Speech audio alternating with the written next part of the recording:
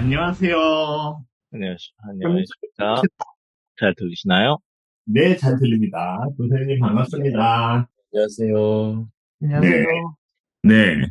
보이드님 반갑고요. 하루하루님 오셨네요. 레이몬드님이 오시는지 제가 메시지를 한번 남겨보겠습니다.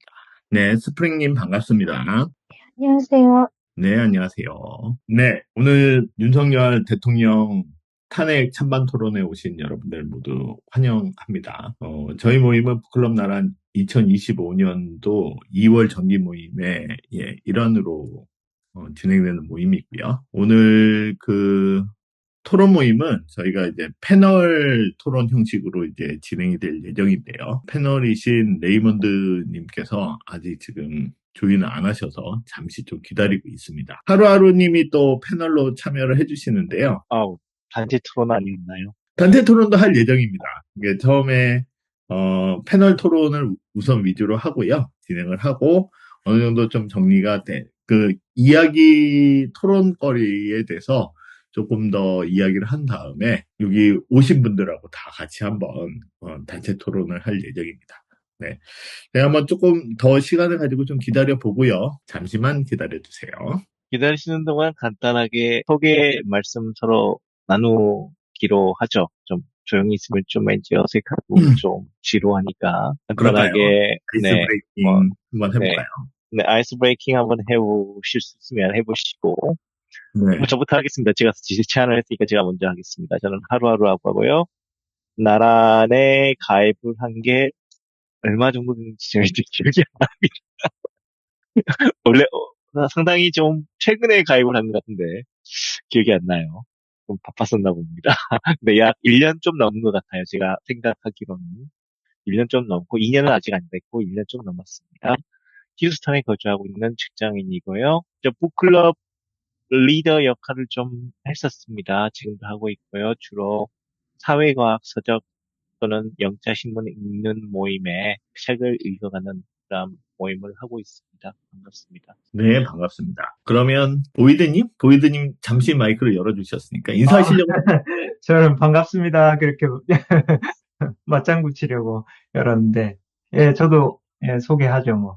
저는 1월 초에 가입했습니다. 그래서 지금 한 달 반 정도밖에 안 된 신입생인데, 뭐 신입생이다 보니까 의욕적으로 이것저것 많이 참여를 하고 있습니다. 아침에 그 미라클 모닝 영어 이것도 하고, 영자 신문 읽기도 하고, 그다음에 영어 낭독반 몇 개 하고 있고, 네, 너무 재밌게 잘 참여를 하고 있고, 너무 좋은 분들 많이 알게 돼서 되게 너무 지금 재밌고 즐겁고 그렇습니다. 그리고 이 사안 자체가 이렇게 중요한 사안이다 보니까 당연히 관심을 가지게 되고, 그런데 뭐 이런 토론을 직접 참가를 하려면 사실 자료 조사도 많이 해야 되고 막 그렇잖아요. 또 이 프리라이더를 조금 해보고자 들어왔는데 뭔가 분위기가 전체 토론 쪽으로 가게 되네요. 아무튼 반갑습니다. 보이드라고 합니다. 네, 보이드님 감사합니다.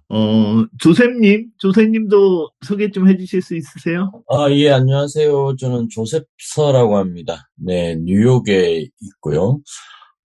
가입한 지는 뭐 중간에 한번 나갔다 왔는데 잘 모르겠네요. 한 2, 3년 됐나요? 네. 꽤 오래되셨죠, 그죠? 제가 왔을 때 40명이었나요? 100명은 안 됐던 것 같은데 지금 그래 600명까지 큰 거 보고 있습니다. 네, 그래서 뭐 영어 낭독 뭐 좀 하나 하고 책 읽는 거 좀 하고 있습니다. 저는 잘 모르는데 한번 뭐 이 사안에 대해서 한번 들어보려고 여기 시간도 되고 해서 9시 네, 참가하였습니다. 반갑습니다. 이상입니다. 저희 모임에 꽤 초기부터 활동을 하고 계시죠. 조셉님 감사하고요. 스프링님도 소개 부탁드려도 될까요? 네, 안녕하세요. 저는 뉴저지 살고 있고요. 가입한 지는 저도 몇 년 된 것 같은데, 이제 틈틈이 시간 날 때마다 많이는 못하고 그러고 있는데, 지금은 테드나 영어, 그다음에 운동 같이 하고, 책 읽고 뭐 이런 것들 열심히 올해 좀 해보려고 노력하는 중이고요. 오늘 하도 이 탄핵에 대해서 관심은 많은데, 뉴스도 너무 많이 쏟아지고 있고 하니까 제가 잘 파악을 못하는 것도 있고, 마침 패널 토론이라 그래서 좀 인사이트를 많이 얻고 싶어서 들어보려고 들어오게 되었습니다. 네, 감사합니다. 선생님, 반갑고요. 젠마광님 소개 좀 부탁드려도 될까요? 네, 저는 조지아에 살고 있고요. 다른 분들과 마찬가지로 사안에 대해서 정확한 내용을 잘 모르고 있어서 다른 분들 의견이나 객관화된 사실을 듣고 싶어서 참여하게 됐습니다. 레이먼드님 들어오셨네요. 레이먼드님? 예, 안녕하세요. 네, 안녕하세요, 레이먼드님. 예, 좀 늦었습니다. 제 시간을 맞아요. 쉬라고 정기 모임 생각했는데, 시간을 좀 바꿔가지고, 그죠? 예, 예. 특히나 시차가 있으니까, 이거 맞습니다. 엄청 헷갈려. 네, 그래도 뭐 아직 시작하지 않았으니까요. 걱정 안 하셔도 예, 되고요. 저희 이제 간단하게 여기 지금 오늘 오신 분들 소개를 했었고요. 레이먼드님 이제 소개해 주실 딱 차례에 들어오셨어요. 예, 안녕하세요. 저는 레이먼드이고, 다른 분들, 대부분 미국 거주하고 있었는데, 저는 이제 지구 반대쪽, 호주 시드니에 거주하고 있고요. 네, IT 엔지니어이고, 요즘은 좀 로컬, 호주 쪽에서, 책 읽는 분들하고 좀 읽으면서 이쪽 모임에서 주최를 잘 못하고 있는데, 어쨌거나 항상 애정을 가지고 참여를 하고 있습니다. 네, 반갑습니다. 네, 반갑습니다. 오늘 시간도 됐고요. 패널 분들도 다 오셔서 그러면 저희가 준비되어 있는 순서를 진행하도록 하겠습니다. 오늘 윤석열 대통령 탄핵 토론 모임을 진행할 예정이고요. 이 모임은 북클럽 나라 2025년도 2월 정기 모임의 일환으로 진행이 됩니다. 저희 오늘 진행 순서를 간단하게 말씀을 드릴게요.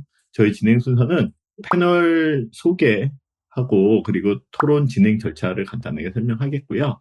참관인 여러분들, 여기 오신 분들 모두의 어떤 의견 한번 조사를 해보려고 해요. 줌 챗에 설문을 하나 만들었는데요.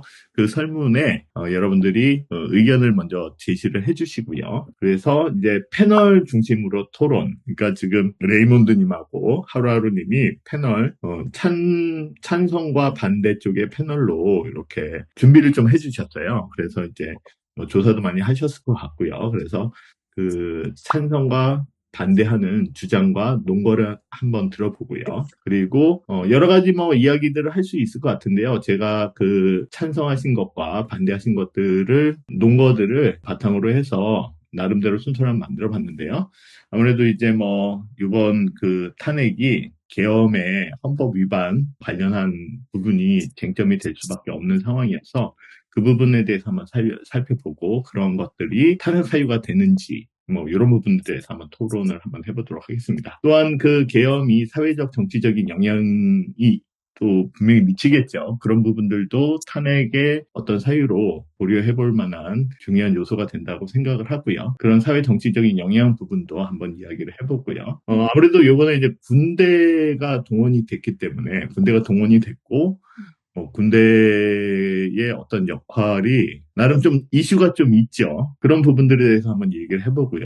탄핵을 해야 되느냐 말아야 되느냐 할 때 또 국가의 경제나 외교적 신뢰도 이런 국제 관계들 이런 것까지도 고려를 해야 된다 이런 주장들도 좀 있어서 이런 부분들에 대해서 한번 패널 분들의 입장을 한번 같이 들어보고요. 저희가 한 50분 정도 시간을 잡았는데요. 조금 일찍 끝나게 되면은 일찍 끝나는 대로 이렇게 정리를 하고 중간에 한 10분 정도 휴식을 가지도록 하겠습니다. 그리고 나서 저희가 이제 참관인으로 이렇게 오신 분들, 패널이 아닌 분들이 또 관심이 많이 있으실 것 같은데요. 참관인들 분들 중에 혹시 패널 분들에게 질문을 하시거나 아니면 어떤 개인적인 의견들 이런 것들을 말씀하실 수 있는 시간들을 좀 드리겠습니다.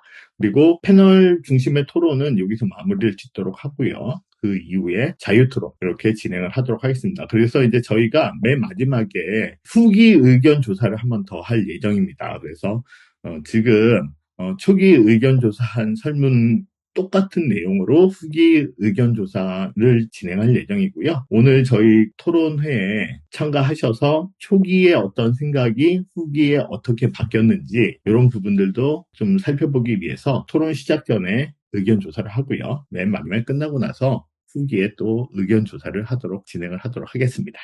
네.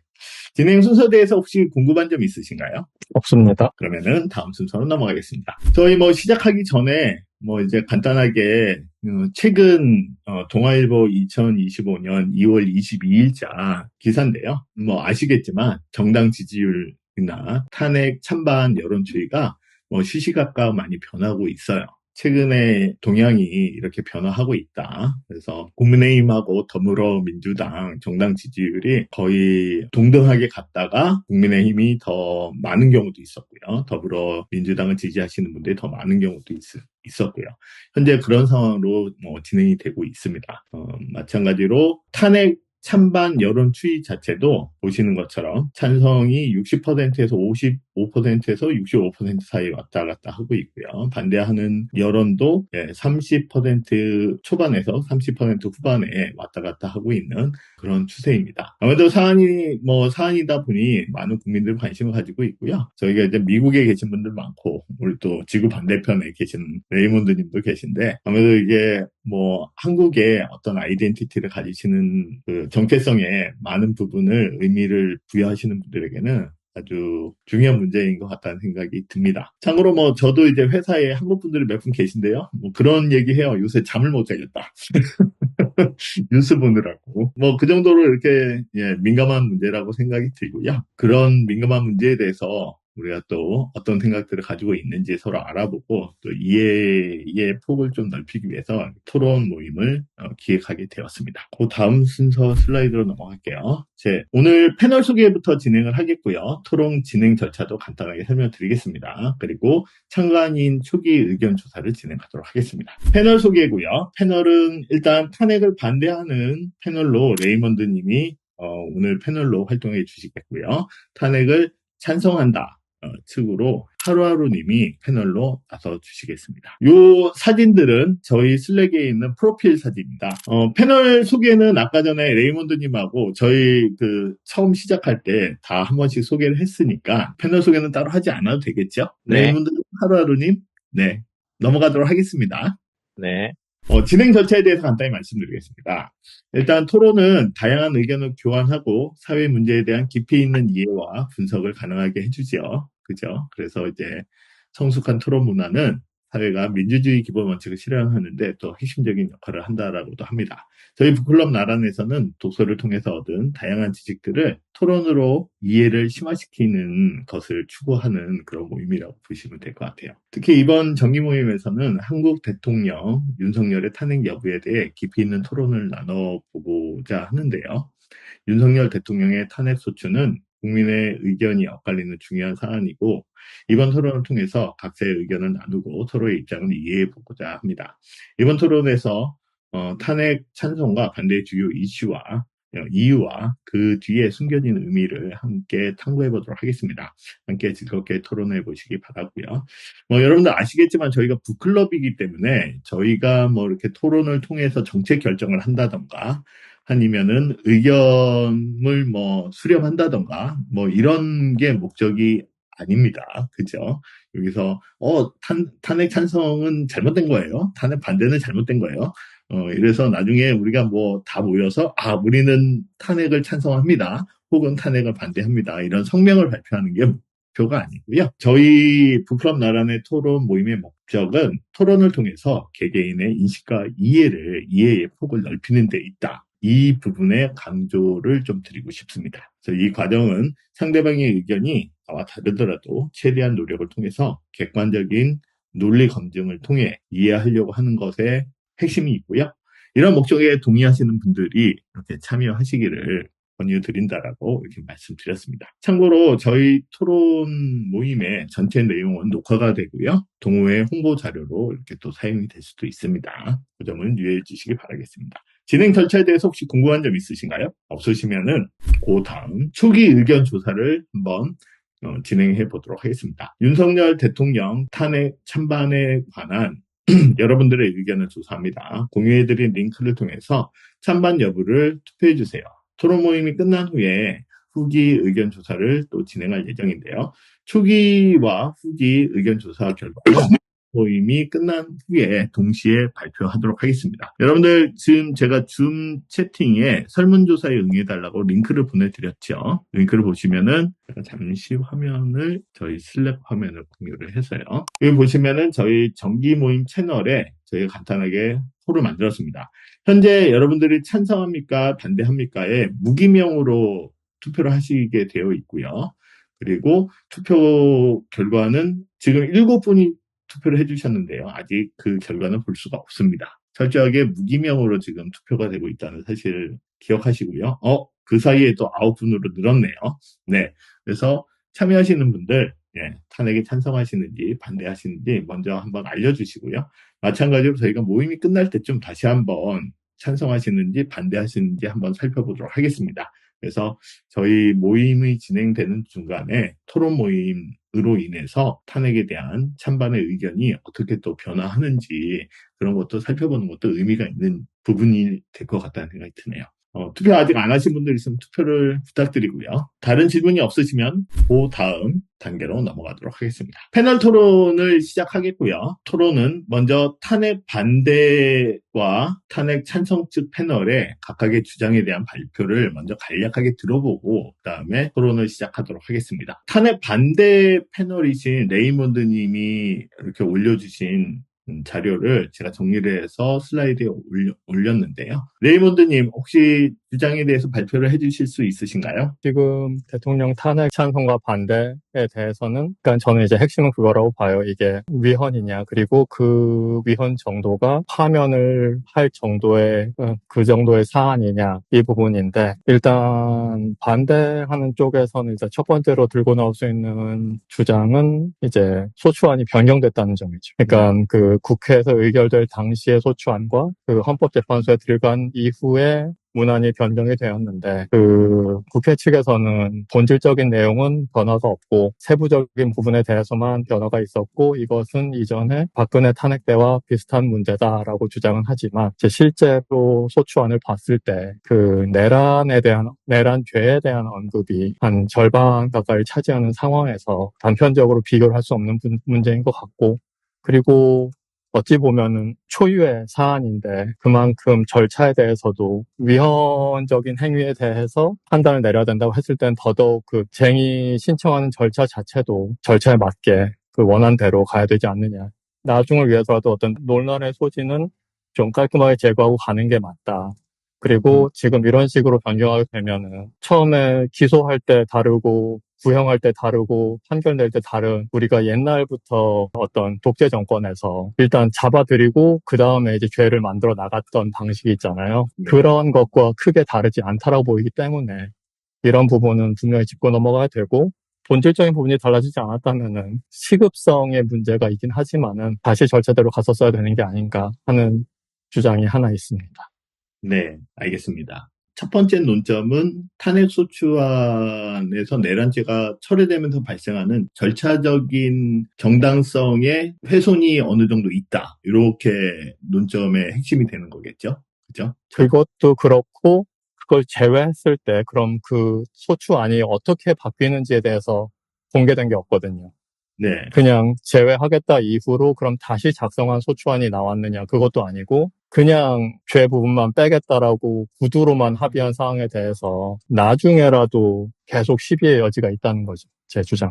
네, 알겠습니다. 어쨌든 절차적 정당성이 훼손이 되면서 그것으로 인해 마땅히 따라야 되는 후속적인 절차도 미흡하고 전반적으로 절차적인 정당성에 대한 나중에 논쟁의 요지가 계속 있을 것 같다. 그게 이제 첫 번째 논점이 될 것 같습니다. 두 번째 논점은요? 한번 말씀해 주시죠. 네, 그 어떤 위헌 여부를 가리는 게 헌법재판소의 일이고, 그리고 탄핵소추안 역시 이 모든 행동이 위헌이기 때문에 파면과 탄핵을 진행한다라고 이제 그렇게 제기가 된 상황이고, 그래서 제가 인용한 기사에도 나왔지만 이제 탄핵 심판은 고위공직자가 직무 수행에서 헌법이나 법률을 위반했는지, 또 그 위반이 파면이라는 징계를 당할 만큼 중대한 사유인지 판단하는 절차라고 합니다. 그래서 이 요즘 이제 흐름이 위헌적인 요소가 있는 것에 대해서는 별로 반론은 없지만 그 위헌 요소가 과연 이제 탄핵 이런 파면을 결정할 만큼의 중징계를 받아야 하는가에 대한 그것을 탄핵 소추안이 제기되고 헌법재판소가 판단하는 동안에 헌법재판소만 그 권한을 가지고 있죠. 그리고 이 사안을 봤을 때 어떤 대통령이 상황 판단의 오류 아니면은 어떤 편협한 시각 이런 거에 의해서 갖고 있는 직권을 남용하고 그거에 대한 그 후속 여파가 상당히 국익을 저해하는 행위가 되긴 했으나 과연 파면으로까지 가야 되는가? 그러니까 그 대통령이 계엄을 선포할 때 바탕에 됐던 사고는 그거였잖아요. 이제 국회와 선관위가 불온 세력에 의해서 점거가 되었다는 기준 하에서 계엄을 선포한 것이기 때문에 그런 경우라면은 그 입장에서는 어떤 식으로든 정당성을 주장할 수 있게 되고 가정의 문제고 또 그 가정이 틀린 가정이긴 하지만 탄핵까지 갈 정도의 사안은 아니라고 볼 수 있다는 겁니다. 알겠습니다. 아마 이 부분은 첫 번째 논점하고도 약간 연결이 되는 부분이 있는 것 같은데, 어쨌든 헌법 위반 부분과 내란죄, 뭐, 다양한 그런 이유들이 있었는데, 내란죄가 상당히 좀 심각한 부분인 거죠. 그래서 이제 그 부분을 헌법재판소에서 다루지 않기 위해서 소추안에 포함이 되어 있던 내용을 헌법재판 도중에 이제 다루지 않겠다라고 얘기를 했기 때문에 만약에 내란죄가 정확하게 이렇게 판가름이 나지 않으면 그 외에 내란이 아닌 헌법 위반하는 것들이 과연 그것만으로 대통령을 파면할 수 있을 만큼 중대한 문제라고 볼 수 있겠느냐. 이런 식의 주장이신 것 같아요. 그죠? 네, 맞습니다. 감사합니다. 그러면 논점 3으로 한번 넘어가 보도록 하겠습니다. 네, 이거는 조금 어찌 보면은 이 탄핵 찬반 자체보다는 그 밑에 깔린 어떤 정서, 사람들의 성향 이런 것까지 좀 고려를 해야 된다고 생각하는데 뭐 어떤 식으로 결정이 나겠죠. 날 겁니다. 뭐 지금 빠르면 뭐 3월, 늦어도 뭐 4월 전까지는 결론이 날 거다라고 예측을 하고 있고 대중적으로는 뭐 이미 어떤 결론도 난 상태긴 한데 뭐 모든 것은 이제 헌법재판소가 발표하기 전까지는 모르는 거죠. 모르는 것이긴 한데 그럼 그 결과가 나왔을 때 과연 그러면은 대다수의 사람들이 바라는 대로 혼란이 마무리가 되고 진정이 될까 아니면 더 혼란스러워질까를 생각했을 때 저는 더 혼란스러워진다라고 생각한다는 거죠. 그러니까 차라리 탄핵까지는 아니고 다른 식으로의 조치가 있으면서 특정 숫자의 지지를 여전히 받고 있기 때문에 그 숫자가 그러니까 소수긴 한데 사회의 어떤 불안함을 조성하기에는 충분한 숫자이기 때문에 탄핵을 한다고 하고 뭐 대선이 진행된다고 해서 이게 쉽게 가라앉진 않을 것이다. 오히려 계속 유지를 시키고 혼란을 가라앉히는 방법으로 나가는 게 조금 더 현실적이지 않겠느냐 하는 주장입니다. 네, 알겠습니다. 논점 3은 일단 탄핵이 인용이 되거나 인용되지 않거나 어차피 사회적인 혼란을 심화되긴 할 텐데 탄핵이 인용이 되면 조금 더 사회가 더 혼란해지지 않겠느냐 그런 관점에서 보면 탄핵을 인용하지 않고 그냥 탄핵을 하지 않고 다른 어떤 뭐 후속적인 조치를 찾아보면서 진행을 하는 게 더 바람직하지 않겠냐 이런 주장을 하시는 것 같습니다. 네. 네, 그 탄핵이라는 건 어쨌거나 그 이상의 조치는 없는 거잖아요. 그러니까 가장 그 높은 수위의 형벌이기 때문에, 그러니까 뭐 대통령을 파면하는 것이기 때문에 더 이상의 어떤 협상의 여지는 없는 거죠. 그리고 거기서 끄시고 새로운 시작을 해야 되는데, 네, 쉽진 않은 길일 거라는 생각입니다. 네, 알겠습니다. 네, 일단은 예, 논점을 잘 정리해서 이렇게 말씀해 주셔서 감사하고요. 요 부분과 또 뭐 제가 보기에는 또 토론을 하다 보면 서로 이렇게 대화를 나누다 보면서 새롭게 이해하게 되는 사항들이 있으니까요. 뭐 꼭 여기에 논점에만 한정하셔가지고 토론을 하실 필요는 없고요. 어쨌든 처음 시작하는 출발점이 요런 내용들을 기반으로 해서 시작을 한다. 이렇게 이해를 하시면 될 것 같습니다. 그리고 또 중간에 상황에 따라서 말씀드렸듯이 저희가 뭔가 정책 결정을 하는 게 아니고 우리가 의견 수렴을 하는 게 아니기 때문에 중간에 이제 토론을 하시다가 더 우리의 이해를 높이는 데 더 도움이 되겠다라고 생각하시는 그 목적에 부합하다면 그 논점의 폭을 또 바꾸시거나 확장시키면서 토론을 하셔도 좋을 것 같습니다. 이렇게 해서 레이몬드님의 탄핵 반대 쪽 논점을 저희가 한번 들어봤습니다. 레이몬드님 감사드리고요. 잠시 그러면은 탄핵 찬성 쪽 주장에 또 발표를 한번 들어보도록 하겠습니다. 네, 하루하루님 준비가 되셨나요? 제가 목감기가 걸려서 가끔씩 기침을 할 수가 있습니다. 양해를 바랍니다. 목소리가 더 매력적으로 들리는데요. 감사합니다. 레이보님 말씀하신 이야기도 잘 들었고요. 간단하게 제가 이해한 바로는 어떠한 프로세스, 그러니까 탄핵 프로세스의 정당성, 그리고 탄핵 사유의 정당성에 상당히 논란의 여지가 많기 때문에 결국에는 이게 사회적인 어떤 여러 가지 혼란, 양측의 상반된 의견으로 인해서 상당한 좀 혼란이 예상이 되기 때문에 어떻게 보면 그런 탄핵의 부정적인 면들을 상당히 많이 고민을 해봐야 된다라고 말씀을 해주신 걸로 그렇게 생각을 했고요. 상당히 또 그런 부분은 우리가 또 고민을 해봐야 할 부분이라고 생각을 합니다. 그래서 그런 부분 공유해 주신 거 감사드리고, 저는 이 탄핵 찬성을 이제 이야기를 하기 전에 괜찮으시다면 슬라이드 15번으로 가주시겠습니까? 여기인가요? 네네. 네. 근데 제가 막판에 이것을 추가를 시켰어요. 발언님께 부탁을 드려서. 그런데 우리가 어떠한 이제 기업의 의사결정이든 국가기관의 의사결정이든 어떠한 조직이나 사회를 다룰 때 의사결정을 했었을 때 항상 다가오는 불확실성이라는 게 있습니다. 이 리스크라고 하는데 리스크가 이제 뭐 어떤 분들은 위험이라고도 해석을 하시는데 제 생각에는 불확실성이라는 것이 더 어울리는 개념인 것 같고요. 이 리스크라는 것을 바탕으로 해서 우리가 많은 의사 결정을 내리기도 합니다. 그래서 이 리스크 매트릭에서 간단히 설명을 드리고 이야기를 하고자 해요. 왜냐하면 제가 이 부분을 이야기하고 싶은 이야기가 우리가 주로 탄핵을 찬성한다, 반대한다 이야기할 때 주로 어떠한 정의 사회 도덕적 관점, 뭐 정치적 관점 그런 부분에서 많이 이야기를 하죠. 상당히 그런 부분에 대해서 이제 탄핵 찬성을 이야기하고 반대를 이야기하다 보면 결국에는 자신의 도덕적 가치관과 그 정치관과 연결이 되는 것이기 때문에 상당히 감정적으로 상당히 좀 충돌할 수도 있는 여지가 많습니다. 저는 좀 실용적인 관점에서 접근하고 싶었어요. 그래서 우리가 탄핵이 인용이 될 경우와 탄핵이 인용이 되지 않을 경우에 어떤 쪽이 불확실성을 더 증가시키는가? 그렇다면 우리 사회의 불확실성을 증가시킨다는 것은 어떤 뜻일까요? 예를 들어서 우리가 뭐 국민연금에 돈을 놨는데 사회적으로 불확실성이 증가하면 이러한 투자라든지 외국인 투자자가 한국에 대한 투자를 기피함으로써 나의 어떤 내가 투자한 뭐 연금이라든지 뭐 저축이라든지 투자에 상당히 좀 부정적인 영향이 오는 우리가 체감할 수 있는 그러한 영향들이 있겠죠. 예를 들어서 또 뭐 저의 자녀를 미국에 유학을 보내놨는데 환율이 뭐 상당히 증가를 해서 그에 대한 비용이 증가하는 또 부정적인 영향가 있을 것이고 그래서 불확실성이 증가한다는 점은 저희들이 실제적으로 체감했을 때 어떠한 여러 가지의 어떤 사회적 부담이라든지 고통이 증가할 수 있는 요소를 말합니다.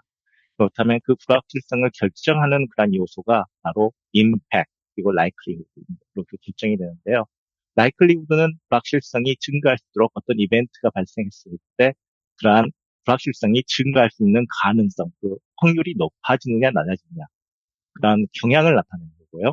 impact이라는 것은 불확실성이 증가하는 데 있어서 따른 impact, 그 여파가 어느 정도 상당히 큰 여파인지 작은 여파인지를 알아주는, 이렇게 측정을 해주는 단위입니다. 그리고 이 두 가지를 조합해서 불확실성이 상당히 높은지 낮은지를 결정을 하게 되죠. 이러한 매트릭스는 우리가 기업에 대한 투자를 결정한다든가 아니면 어떠한 기업 내에서 어떠한 의사결정을 한다든가 또 이러한 그런 매트릭스가 일반 사회의 정책 그런 부분에 있어서 상당히 좀 적용이 될 수 있는 매트릭스입니다. 그래서 저는 이러한 관점에서 만약에 탄핵이 인용이 됐을 경우에 또 탄핵이 인용이 되지 않았을 경우에 이런 불확실성이 증가할 것인가 아니면 감소할 것인가를 가지고 얘기를 하고 싶습니다. 그리고 그에 대한 관점에서는 저의 세 가지 주장을 근거를 이야기하고자 합니다. 네, 토론이 너무 길었어요. 네, 감사합니다. 네, 그러면 논점으로 다시 돌아갈까요? 네, 넘버 원으로 가시죠. 네. 자, 불확실성 첫 번째로 제가 이야기를 한 게 바로 legal risk입니다. 즉, 법적인 불확실성이죠. 이것은 이제 헌법 위반 소지입니다. 그래서 우리가 항상 지금 문제 삼고 있는 행위 자체가 바로 비상계엄을 선포한 행위 그 자체에 대해서 우리가 그 과정에 대해서 이야기를 하고 있는데 그러한 과정, 그러한 일련의 프로세스가 헌법 제2조 8조 77조에 관련된 위반의 소지가 있다는 것은 뭐 이미 다 알고 계십니다.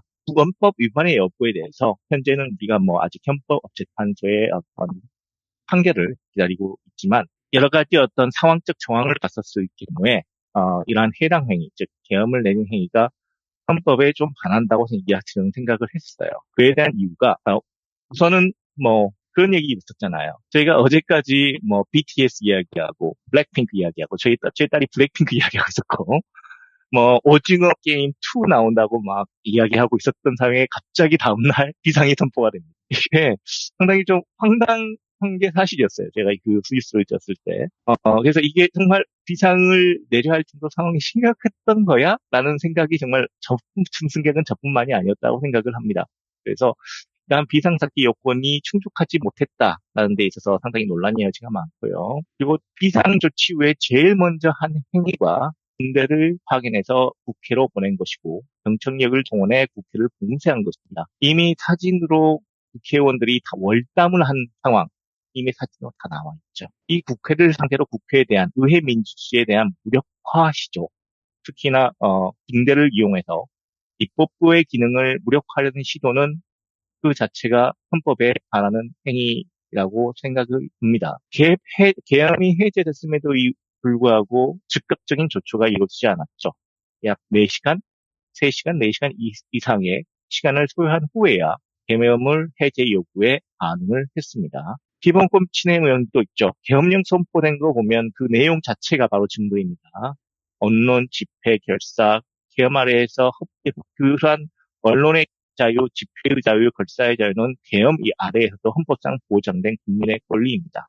기본권이고요. 그런데 그런 부분이 계엄령 포고문을 통해 이미 침해하려고 했다는 증거가 있습니다.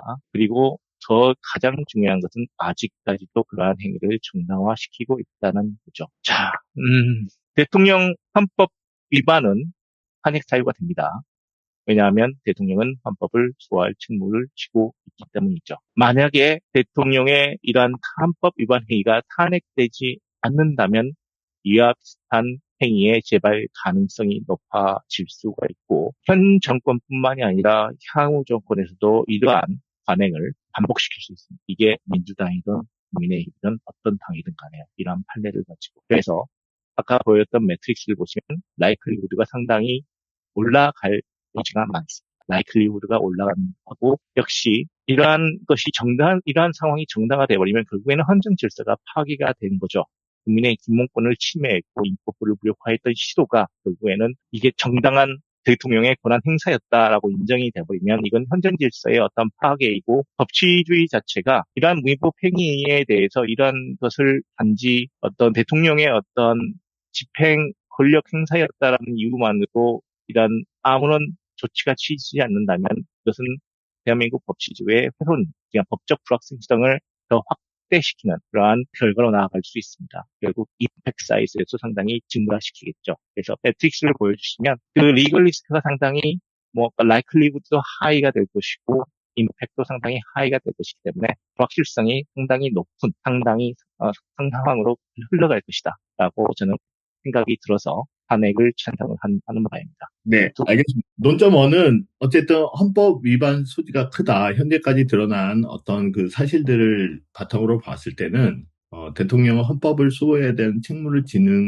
진다라는 그런 헌법의 그 대통령의 의무를 위배하는 것으로 탄핵의 사유가 될 수 있다. 이렇게 보시는 거라고 이렇게 볼 수가 있고요. 아까 말씀하셨던 것처럼 어떤 그 개연성 그리고 그 사안의 중요성, 심도 이런 것들을 따져보면은 탄핵을 하는 게 타당하지 않겠냐 이런 주장을 하시는 것 같습니다. 네, 하루하루 중에 하나 좀 부탁을 드리자면 저희가 시간이 많지 않기 때문에 그 논점 발표를 조금 더 간략하게 해주시기 부탁드리겠습니다. 아주 빠르게 나가도록 하겠습니다. 네. 두 번째가 바로 국가 안보에 관련된 불확실성 증가입니다. 그래서 이번에 이미 보셨겠지만 계엄령 선포 및 해제 과정에서 대통령과 군부 간에 좀 엇갈린 진술들이 많았죠. 그래서 만약에 대통령의 탄핵이 인용이 되지 않는다면 결국에는 군부는 대통령의 어떤 지휘권과 리더십에 상당한 의구심을 가질 것이고 만약에 국가안보 사태가 발생했을 경우에 즉각적인 대응이 상당히 좀 어렵게 될 수 있는 상황이 발생할 수 있습니다.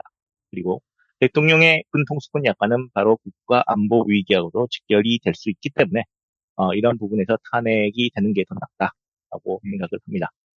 네. 두 번째는 뭐 명확한 것 같네요. 헌법재판소에서 진행되고 있는 변론을 보면 군으로 활동했던 어떤 그 지휘관들의 주장과 대통령 측의 주장이 지금 첨예하게 이렇게 갈리고 있죠. 그런 부분들이 향후에 이 부분이 잘 정리가 되지 않으면 군 통수권자하고 실제로 이제 군대하고의 어떤 그 리더십이 제대로 동작하지 않는 그런 상태로 갈 수 있는 문제가 있다. 뭐 이렇게 주장을 해주시는 것 같아요. 일단 세 번째, 한번 들어보도록 하겠습니다. 세 번째는 외교 신뢰 및 우리의 한국의 어떤 외교력에 관련된 불확실성인데요. 인용이 되지 않는다면 외교적 신뢰도와 협상력이 심각히 저하될 될 것인데 우선 동맹관계 손상이 가장 큰 여파로 다가오겠죠. 특히나 유럽 국가라든지 미국 민주당 같은 경우에 의회 민주주의를 상당히 지지하는 어떤 정치 세력들인데 이러한 의회 민주주의의 훼손을 목격한 상황에서 이러한 헌행이 인용이 되지 않는다면 그에 관련된 비판적 상황에 대해서 비판할 가능성이 상당히 높습니다. 그리고 역시 중국과의 외교 난항도 마찬가지고요. 외교라는 것이 상당히 다양한 선택지와 전략을 통해서 신뢰를 쌓아가는 과정인데 이미 현재 대통령의 어떤 외교적 편향주의라든지 상당히 권위주의적인 사고 그리고 계엄이라는 형태로 나타버린 그 행위 자체가 이 전 세계의 적나라하게 그 민낯을 드러내버린 이상 더 이상 회복하기는 어렵겠죠. 사람을 바꾸지 않는 이상. 그래서 그런 탄핵이 인용이 되어야 한다고 생각을 합니다. 네, 감사합니다. 세 번째도 뭐 명확한 것 같은데요. 탄핵이 인용되지 않는다면 그 외국에서 우리나라 보는 시각이 좀 이상할 수 있겠죠. 그죠? 뭐 저희도 그렇잖아요. 뭐 다른 나라 뭐 쿠데타가 일어났다고 하면 후진국이다 뭐 이렇게 생각하는 그런 부분들이 있으니까 아무래도 이제 정치적 불안성 뭐 이런 것들이 이제 부각이 되면서 외교의 신뢰도나 뭐 그런 협상력 이런 것들이 저하될 가능성들이 있다. 뭐 또 최근에는 뭐 중국과 또 이렇게 아주 노골적으로 중국과 이제 대척적 관계를 만들어 가면서 이렇게 지금 탄핵 정국을 헤쳐나가려고 하는 대통령의 그런 입장이 있기 때문에 그런 부분들도 분명히 영향이 있을 것 같다는 생각이 듭니다. 그런 부분들을 감안하면 탄핵을 인용해서 해소를 하는 것이 바람직하지 않느냐 이런 주장을 말씀해 주신 것 같습니다. 네. 한 가지 첨가해도 되겠습니까? 네, 말씀하시죠. 어떤 분들은 그런 생각을 하실 거예요. 왜 미국 민주당과 유럽 주요 국가들이 탄핵을 인용을 하지 않으면 비판을 하겠느냐라고 궁금하게 생각하시는 분들이 계실 텐데 유럽 같은 경우에는 현재 의회 민주주의에 대한 위기감이 팽배합니다. 상당히 팽배합니다. 특히 트럼프의 미국 대선 승리를 맞이하면서 역시 좀 극단적인 우파 세력이 정권을 차지하지 않을까 유럽 지역에서 유럽은 아직까지는 극단적인 우파 세력이 상당한 영향력을 높였지만 아직까지는 정권을 차지한 적은 없어요. 그래서 그런 정치권 내에서 상당히 위기의식이 상당히 팽배합니다. 특히 의회 민주주의의 어떤 도전적인 행위에 대해서 계엄과 같이 미국 민주당도 마찬가지죠. 그래서 이러한 사례가 한국에서 만약에 탄핵이 인용되지 않음으로써 정당화되어 본다면 이들 정치생은 상당한 어떠한 비판의 목소리를 낼 수밖에 없는 그러한 상황이 됩니다. 그래서 그런 부분들도 고려를 하기 때문에 제가 첫 번째 전략을 포함을 했다는 점 말씀드리고 싶습니다. 네, 감사합니다. 네, 민주주의 후퇴와 관련된 제적인 인식이 동맹관계 손상 관련한 부분에도 영향이 있을 수 있다. 이런 말씀을 더 추가적으로 해주셨고요. 네, 저희 일단 뭐 탄핵을 찬성하시는 하루하루님, 반대하시는 레이몬드님의 각각의 논점을 들어보셨죠? 네, 들어봤고요. 시간이 조금 많이 지났습니다. 저희가 지금 한 50분 정도 됐는데요. 바로 이 계엄이 헌법을 위반했는지 탄핵 사유가 되는지 이 부분에 대해서 한번 토론 한번 나눠보도록 할게요. 레이몬드님하고 하루하루님하고 이렇게 약간 이 부분에 대해서 약간 좀 다른 견해를 이렇게 제시를 하셨잖아요. 그죠? 그래서 서로 간의 입장을 들어보시면서 궁금하시거나 아니면은 서로 질문하시거나 아니면 토론하시고 싶은 그런 부분들이 분명히 있을 거라고 생각이 듭니다. 그래서 발언권을 일단 레이몬드님께 먼저 드릴게요. 레이몬드님, 하루하루님께 질문을 하시거나 아니면 하루하루님 말씀하셨던, 주장하셨던 그 내용에 대해서 반론하실 게 있으시면은 레이몬드님, 시작해 주시면 감사하겠습니다. 제한 시간은 한 3분 정도 드릴게요. 발언 기회에. 발언 시간을. 네. 헌법 그러니까 위헌적 요소가 다분하다에 대해서는, 네. 뭐, 그거에 대해서는 이론은 없을 것 같습니다. 근데 항상 제가 이제 논점 1에, 아니, 논점 2에서도 말씀드렸지만은, 위헌을 했다고 다 탄핵을 해야 되니까, 그러니까 탄핵 소추는 할 수 있죠. 그러니까 특히나 이번처럼 행정부의 수장인 뭐 국가 원수인 대통령이 입법부를 어떤 폭도에게 점거된 상황으로 다 가정하고 계엄령을 선포해서 입법부를 무력화시키려고 했던 시도 자체도 위헌적 요소가 충분하고 절차적으로도 위헌적 요소가 충분하고 그 계엄 포고령 자체도 위헌적 요소가 충분하다라고 했을 때, 네. 그거에 대해서는 뭐 딱히 토론 주제는 없을 것 같고요. 토론할 여지는 없을 것 같은데 문제는 그런 위헌의 사안이 정말 그렇게 중대했느냐. 극형으로만 다스려야 될 정도의 위반 사유이니 특히나 그 계엄 자체가 어떤 뭐 여러 가지 상황으로 이제 실패를 했잖아요. 그 시도 자체가 무마된 상황에서 성공했을 때와 실패했을 때 형벌의 수위가 같은 게 맞느냐라는 궁금증도 좀 들고, 그러니까 항상 극형으로밖에 처벌할 수가 없겠는, 다른 수위는 고려할 수가 없는 정도의 심각한 상황인가, 이거에 대해서 좀 의견을 듣고 싶습니다.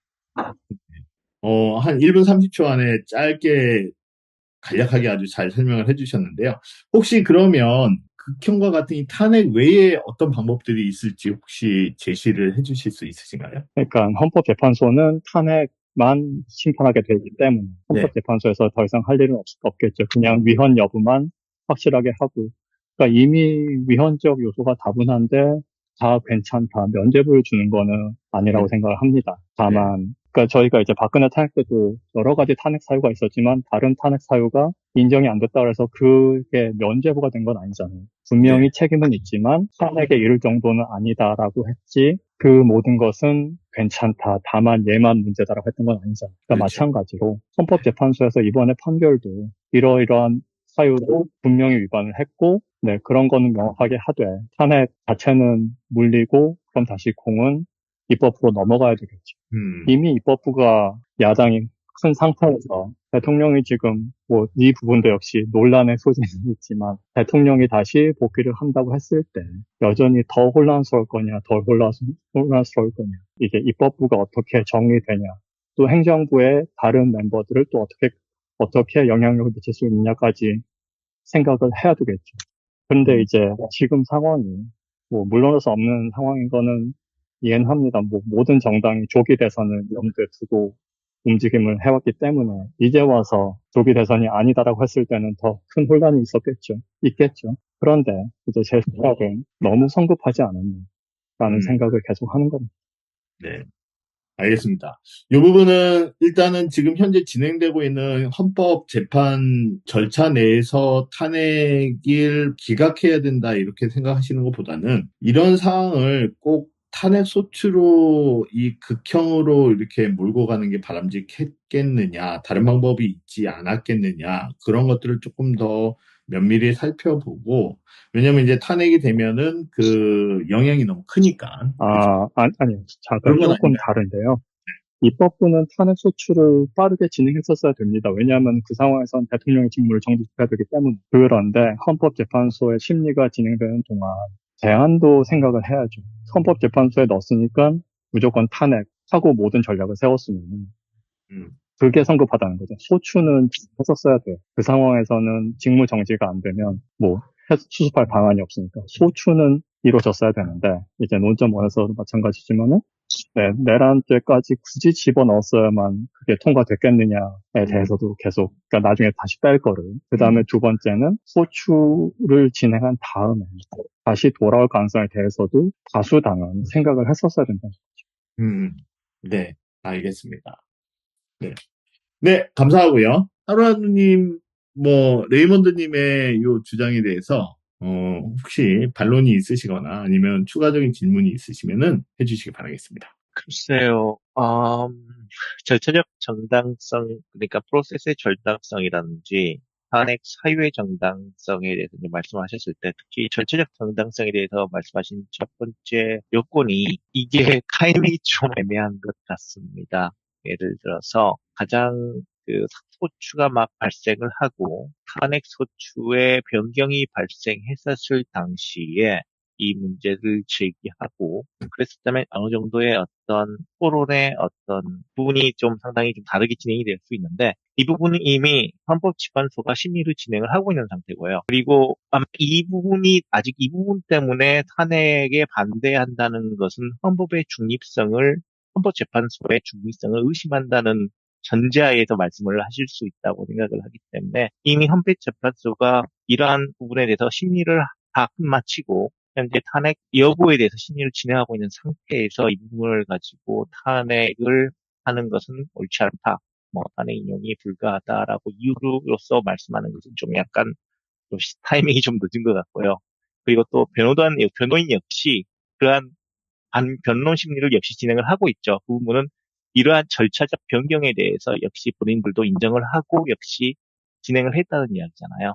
그래서 변론자, 헌법재판소부터 시작해서 변론인들까지 모두 다 어떠한 다음 단계로 이미 넘어가 버린 상태이기 때문에 이러한 부분은 아직은 글쎄요, 논란의 여지가 있다고는 생각지 않습니다. 네, 하루하루님 말씀은 이제 헌법재판소에서 지금 논의가 되었고, 그래서 이제 이미 변호인단하고 해서 이제 변론까지 진행이 돼서 어느 정도 보면은 절차적인 정당성이 입증이 됐다라고 볼 수 있지 않느냐, 이런 말씀을 해주시는 것 같아요. 레이먼드님 의견 있으신가요? 예, 네, 바람님이 여쭤보셨던 다른 대안이 뭐가 있느냐에 대한 대답이었고요. 그러니까 저는 오히려 더 묻고 싶은 게 지금 탄핵 가결 말고 탄핵이 기각됐을 때 다수당인 현재 야당이 대안은 있는 건지 저도 진짜 궁금하고요. 그러니까 당연히 여러 가지 대안을 마련해야 되겠지만 기각 자체에 대해서 만약 기각되면은 그 다음 수순은 다시 탄핵을 하겠죠. 그러니까 왜 그렇게 소추를 진행하면서 결론까지 내버리고 무조건 밀어붙이려고만 하는지 그 상황이 충분히 설명이 되고 누구라도 그 입장이면은 그렇게 하겠지만 좀 아쉬운 부분이라는 거죠. 네, 더 이상은 의견은 없습니다. 네, 그 부분에 대해서는 저도 좀 약간의 어떤 성급함이 없었고 정당성을 갖추는 데서 좀 더 꼼꼼하지 못했다는 점에서 저도 동의를 하는 바입니다. 그런 부분에서 그런 측면에서 말씀하시는 거랍니다. 네. 이 부분에 대해서는 어느 정도 이렇게 좀 레이먼드님의 생각과 그리고 하루하루님의 생각이 잘 이렇게 교환이 된 것 같다는 생각이 듭니다. 서로 간의 이해의 폭이 넓어졌을 거라는 생각이 들고요. 네. 이 부분 더 할 말이 없으시면은 다음 주제로 한번 넘어가 보도록 할까요? 네. 그러면 이 계엄의 사회 정치적 영향은 어땠으며 이런 것들이 탄핵 사유와 어떻게 연결이 되는지 이 부분은 조금 얘기할 부분이 좀 많이 있을 것 같아요. 이 부분은 하루하루님이 아까 전에 레이먼드님 먼저 하셨으니까 하루하루님이 먼저 시작을 해주시면 어떨까요? 네. 사회적 정치적 영향이라는 게 결국에는 계엄을 먼저 우리가 상당히 안 좋은 측면을 많이 경험을 한 분들의 어떤 기억들이 아직도 많이 남아있지 않습니까? 그래서 그런 부분에 있어서 좀 사람들의 어떤 현재 민주주의 시스템에 대해서 좀 다시 생각을 하게 되는. 그 정치적 관점에서도 현재의 어떤 대통령제가 과연 합리적인 정치 시스템인가 한 번쯤 더 생각을 해보게 되는 그러한 영향이 있게 되었다고 생각을 해요. 또한 또 다른 부분에 있어서는 이 세대에 따라서 어떤 세대 분들은 상당히 그러한 계엄을 과거에 경험해 보지 못한 분들 같은 경우에 좀 다르게 바라보는 측면이 있을 수 있구나라는 것을 좀 깨닫게 해준 그러한 계기였다고도 생각을 합니다. 저는 그렇게 간단하게 이야기를 하도록 하겠습니다. 네. 어떤 이 계엄이 미친 사회 정치적 영향으로 인해서 탄핵 소추의 빌미가 제공이 된다. 이런 주장은 없으신 건가요? 이 계엄 자체에 대해서 어떤 사회적 정치적 영향에 대해서 말씀하신 거군요. 그렇죠. 그러니까 이제 법률을 위반했기 때문에 탄핵 사유가 된다라는 거는 명확한 거잖아요. 법리적인. 일단은 이제 계엄의 어떤 사회 정치적인 그런 의미도 이제 헌법재판이 이제 법리적인 것도 보긴 하지만 사회에서 미치는 어떤 정치적인 아, 그런 영향 때문에도 심판을 하는 기능이 있잖아요. 그죠? 네네, 그런 그렇습니다. 관점에서 한번 어떤 탄핵의 요인들이 있을 수 있는지 그걸 한번 여쭤보는 겁니다. 그 부분은 이미 뭐 이미 그 예, 구조에 예, 예. 설명을 해주셨는데요. 다시 한번 네, 네, 그 간단하게 말씀을 드렸는데, 다시 요약을 해달라는 건 아니고요. 레이먼드 네네. 님이 말씀하신 논점하고 약간 반대되는 그런 입장이 있으니까 그 부분에 맞춰가지고 혹시 말씀해 주실 게 있으신지 여쭤보는 겁니다. 질문이나. 네. 그 예를 들면은, 레이먼드 님은 이제 그런 말씀 하셨잖아요. 계엄을 해서, 이렇게 실질적으로, 사회적으로 뭐 그렇게 큰, 실질적인 피해가 있었던 건 아니지 않느냐. 근데 이걸 통해 가지고 탄핵을 해서 어 탄핵을 하게 되면은 오히려 정치적으로 더 혼란한 상황을 초래하지 않겠느냐. 그러니까 탄핵을 하지 않는 게 더 바람직할 것 같다. 뭐 이런 주장을 하신 것 같다라는 생각이 들거든요. 레이먼드님 혹시 제가 잘못 말씀드렸으면은 보충을 해주시고요. 아니요, 잘 정리해 주셨습니다. 네. 고맙습니다.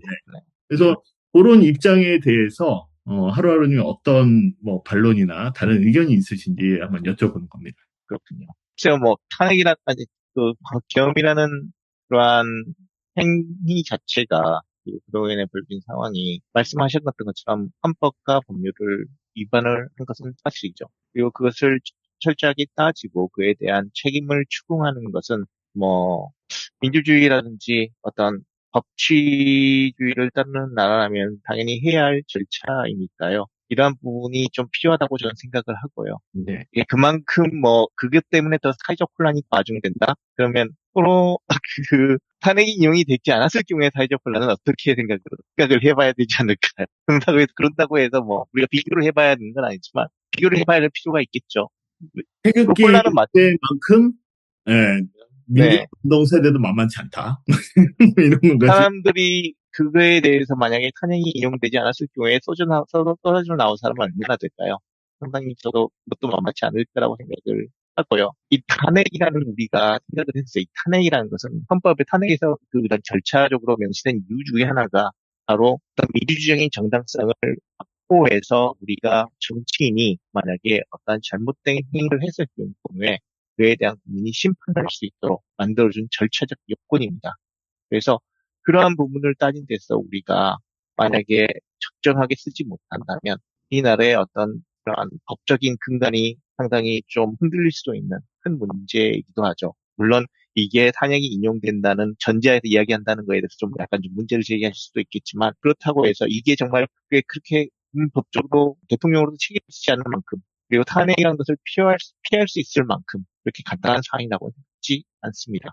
그래서 탄핵이 단기적인 혼란을 초래할 수는 있겠죠, 당연히. 그에 대해서 어떤 지지 세력의 어떤 상당한 반발이 들어올 수도 있겠지만 아주 장기적으로는 우리가 민주주의를 수호하고 싶고 법치주의를 좀 더 이러한 원칙적으로 집행을 하고 싶다면 오히려 이런 탄핵을 인용하는 것이 도움이 될 수도 있겠다라고 생각을 합니다. 제가 네. 대답을 제대로 했는지 모르겠어요. 네, 잘 해주신 것 같습니다. 일단은 제가 사회자 관점에서 보면, 두 분의 입장은 명확하게 차이가 나는 것 같아요. 그래서 이제 계엄의 어떤 그 행위에, 그 사회 정치적인 의미에 대해서 이제 받아들이시는 정도의 차이가 좀 있는 것 같습니다. 그래서 레이먼드님 같은 경우는 이걸 탄핵을 하면서, 정치적인 그런 혼란을 초래할 만큼 그렇게 크게 의미가 있었다라고 생각하지 않는다라고 이렇게 말씀하시는 것 같고요. 하루하루님은 그렇지 않다. 정치적으로 의미가 있는 그런 행위였다. 그래서 이 부분에 대해서는 우리가 심판을 해야 된다. 뭐 이런 식으로 말씀을 하시는 것 같습니다. 네. 레이먼드님 혹시 뭐 질문이나 반론 있으시면은 한번 말씀해 주시겠습니까? 참, 어느 정도, 그러니까 말을 되게 조심스럽게 해야 될 것 같긴 한데요. 그렇죠. 네. 네. 이런 식으로 한번 정리를 해보려고 합니다.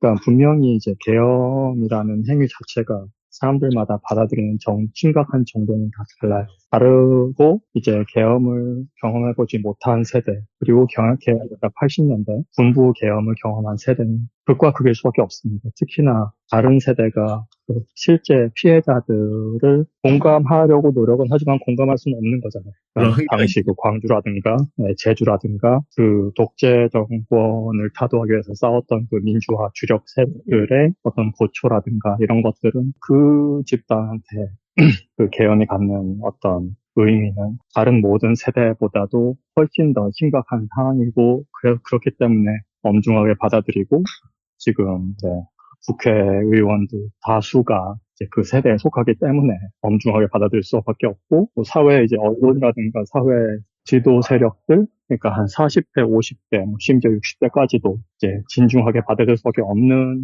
셈인데 굳이 비교를 하자면 마찬가지가 6.25거든요. 그러니까 우리가 지금 6.03, 그러니까 북한이 무장을 한다고 해도 우리가 크게 긴장하지 않는 것은 북한의 억제력, 북한의 도발을 우리가 충분히 억제할 수 있고 전 세계적으로도 억제할 수 있기 때문에 어떤 빨갱이다, 뭐 공산주의자다라고 하는 것 자체가 사람들이 심각하게 받아들이지 않는데 분명히 그 세대에게는 계엄 이상으로 6.25는 그 정도의 공포일 겁니다. 그러니까 제가 말하고 싶은 거는 이 계엄이 과거의 계엄의 기억으로 현재의 계엄 시도가 처벌받아야 된다면 과거의 북한의 침략으로 현재의 친북이 처벌받아야 된다는 것과 그리 다르지 않은 논리가 돼버리거든요. 네. 그리고 또 한 가지는 탄핵은 거기서 끝이죠. 그러니까 어떤 뭐 일반 형법에서는 사형이나 무기징역 그러니까 문제를 일으킨 사람은 그거의 해소에 대한 전혀 기여나 공헌을 안 하고 그냥 제외가 되는 겁니다. 배제가 되고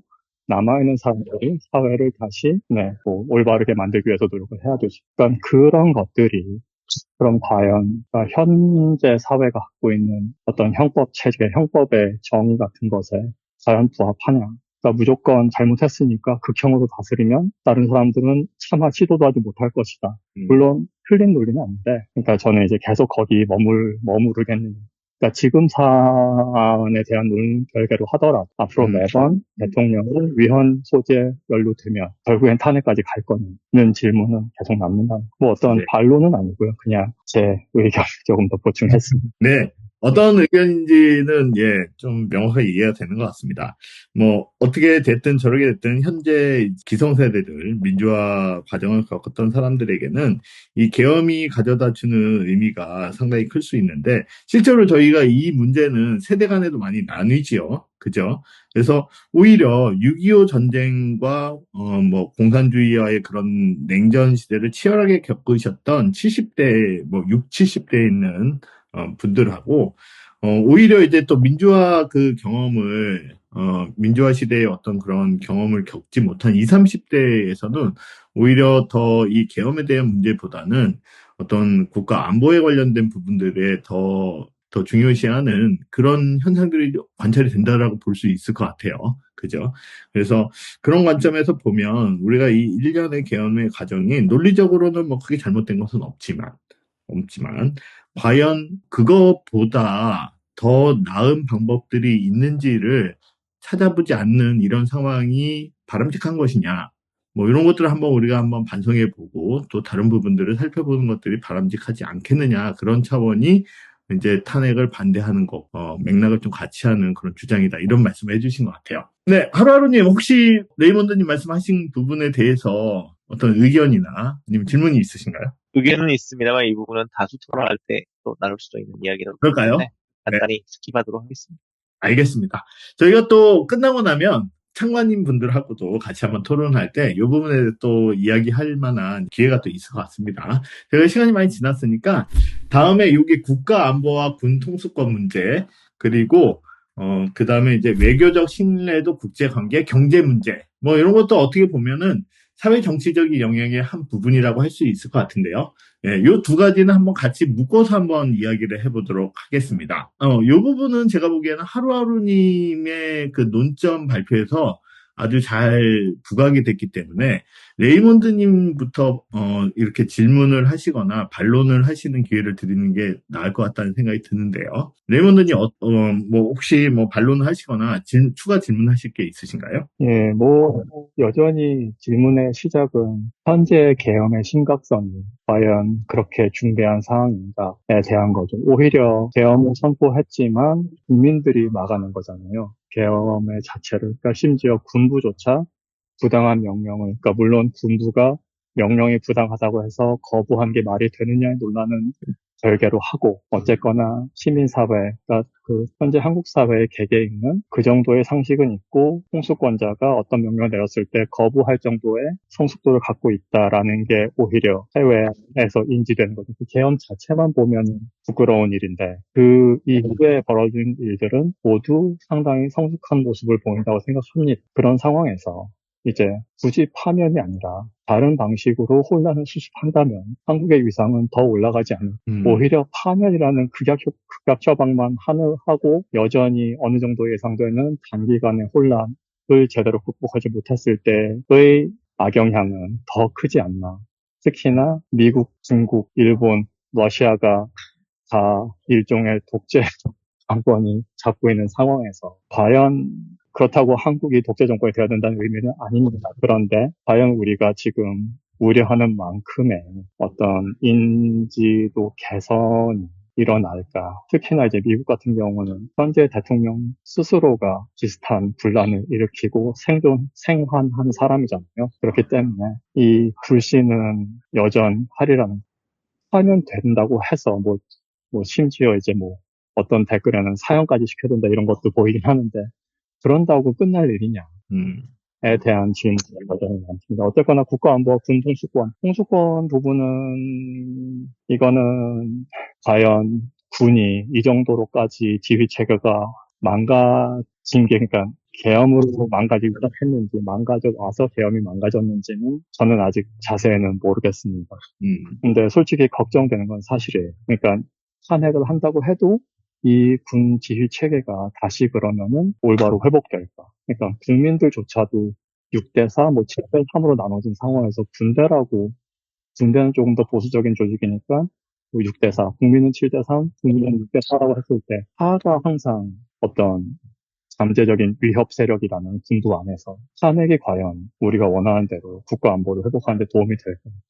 이런 부분은 여전히 고민을 남습니다. 아무튼 그 부분은 저도 이제 심각하게 들여다보진 않아서 어떻게 토론할 그런 재료는 없고요. 그냥 제 의견으로 말씀을 드리는 겁니다. 네, 알겠습니다. 저희가 토론 패널은 요 정도에서 한번 좀 정리를 하고, 아무래도 이제 사안이다 보니까 저희가 이제 조금 이렇게 포멀하게 패널 토론으로 이렇게 진행을 하게 되다 보니까 여러모로 이렇게 조금 제한되는 부분들이 있는 것 같아요. 그래서 저희가 토론 패널 모임은 여기서 마무리를 하도록 하고요. 저희 한 5분 정도 휴식을 했다가 창관님 분들하고 다 같이 자유 토론하는 시간을 가지도록 그렇게 하겠습니다. 잠시. 네, 알겠습니다. 좋습니다. 네, 다들 돌아오신 것 같습니다. 이제 계속 진행을 해보도록 할게요. 일단 두 분이 너무 이렇게 토론도 잘 해주시고 점잖으신 분들이라 오늘 좀 토론이 좀 가열되지 않는 것 같습니다.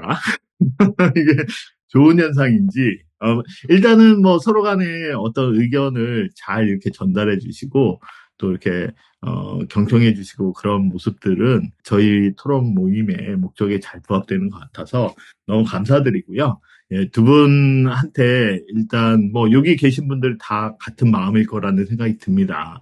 너무 준비하시느라고. 사실 저희가 전문적인 토론가도 아니고요. 그죠? 네. 그래서 아마추어 토론가이기도 하고, 그리고 이제 나름대로의 또 다른 일상의 본업이 있으신데, 별도의 시간을 또 내주셔가지고, 이렇게 자료도 준비해 주시고, 이렇게 토론도 준비해 주신, 두 분께, 감사의 말씀을 먼저 드리고 싶습니다. 두 분 수고 많이 하셨고요. 네. 박수 한번 이렇게 쳐드릴까요? 네.